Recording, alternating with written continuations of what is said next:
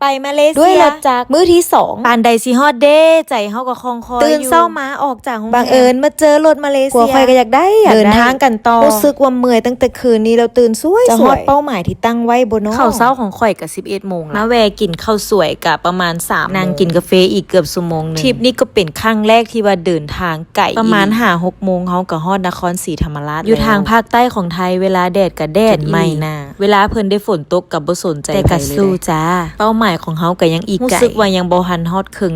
ทางของเป้าหมายฮอดแล้วพัทลุง 9 โมงเช็คอินเข้าโรงแรมเลยเหมือนเดิมเนาะถ่ายวิดีโอไว้เวลาขาดตกบกพร่องมาคอยบกแต่โรงแรมนี่แนะนำเป็นโรงแรมของจังหวัดพัทลุงที่บ่เก่าหลายและก็อยู่ในเมืองและก็สบายใจเวลานอนบ่มีของแถมหลังจากนั้นเฮาก็ออกไปก็เลยสั่งอาหารทะเลมากินสั่งอาหารกับโมโหหิวคนพื้นที่เขาเจ้าแนะนำมาว่าห้านนี้ต้องลองแซ่บและก็ราคาถูกทุกคนเชื่อบ่ว่าอาหารหมดโต๊ะนี่300ถ้าจื้อบ่ผิดประมาณ330ได้กินอาหารทะเลแซ่บและก็ได้หลายอีกและเพิ่นก็ยังมีข้าวต้มฟรีให้กินพร้อมน้ำก้อนกาแฟอันใดที่เป็นของฟรีโดมักแล้วทุกคนเบิ่งขั่วผักบงไฟแดงค่อยเห็นขั่วผักบงแล้วค่อยขึ้นฮอตอ้ายไปกินอาหารอยู่ใส่เพิ่นก็ต้องสั่งบ่แม่นจานน้อยๆเด้อแซ่บผักบง10 บาทถึกใจตอนเวลาเฮาขี่รถจักรไปกินข้าวเจ้าเห็นป้ายรถลายก็จนแนมเบิ่งหน้าจนกลายเป็นคนแปลกของพื้นที่ฝากติดตามคลิปต่อไปในมาลุ้นน้ำกันว่ามื้อที่3เฮาจะฮอดมาเลเซียใกล้แล้วใกล้จะเข้าเขตมาเลเซียแล้วจ้า